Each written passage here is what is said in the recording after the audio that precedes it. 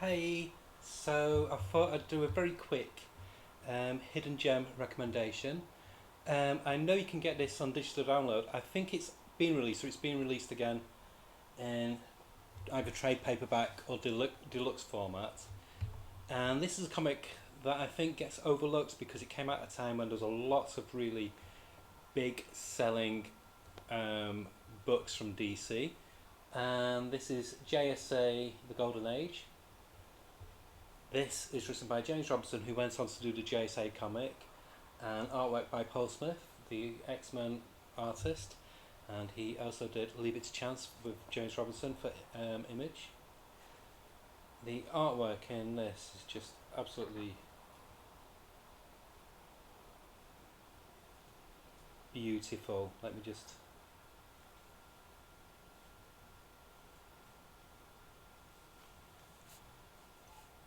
um, show a random page.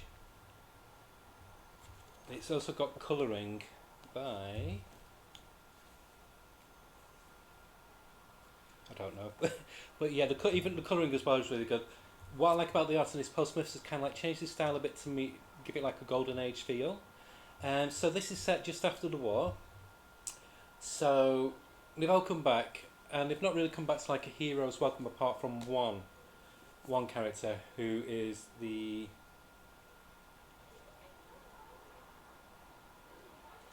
it's called the American Agents or something.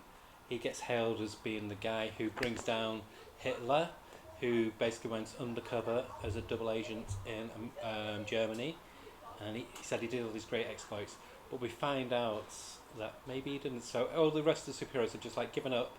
They just shelved the superhero identities and just tried to make it as a civilian doing whatever. So around this time, so it goes from the time period it goes from is about 1946 about 1954, and it deals with things like the McCarthyism era.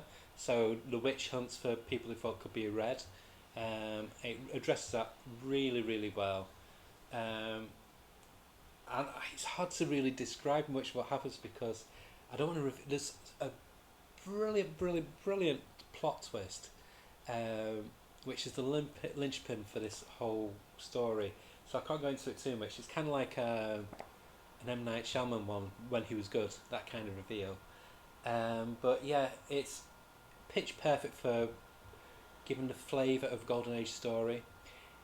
I would say this is like a nice companion piece to the Watchmen. Whereas the Watchmen dealt with like Vietnam, this deals with like the Second World War.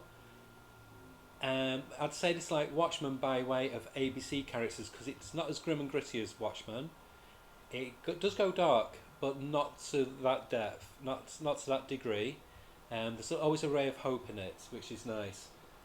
Um, and the plot reveal is just fantastic. But there's a reveal and there's another reveal. So when you realise the big bad is, it's like, oh yes, just put it this way: it's the ultimate punch your Nazi story. What you can read. Um, and it's just a joy to read. Last time I read this was in 1994, 95, when it was released as a four-issue miniseries, prestige issue miniseries. I got this in a sale at my local comic shop for about £5. But like I said, it's being re-released again. Very, very satisfying read. James Robinson, I'd say he's a writer's writer. His Starman run was just amazing. He's done some really good stuff, like with the present day JSA. Um, and yeah, it's a delight. It's a perfect book. It's got a great opening. It's got a great middle, and a very satisfying ending. It makes you want to punch the air and cheer. It's that kind of like really good positive ending. Everybody had the ending that you wanted them to have, from the baddies to the good guys, and the supporting cast in between. And yeah, I really do feel sorry that it's been so overlooked. It should be an evergreen book, and I think when you read it, you'll realise why I say that. It's just a perfect blend of story, art, and pacing. The pacing is so good.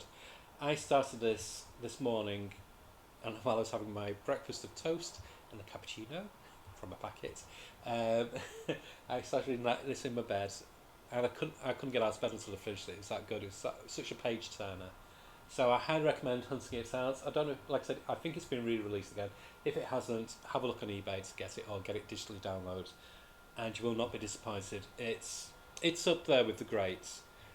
I would say it's one that you could read a number of over and over and find new things from. The artwork is perfect, the colouring is perfect, and the dialogue is pitch perfect for this period.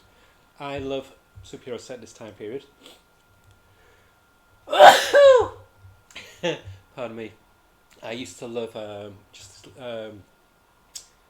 All Star Squadron in the 80s, and I loved Sandman Mystery Theatre. So this is right up my street. I love anything like noirish superheroes. It's perfect.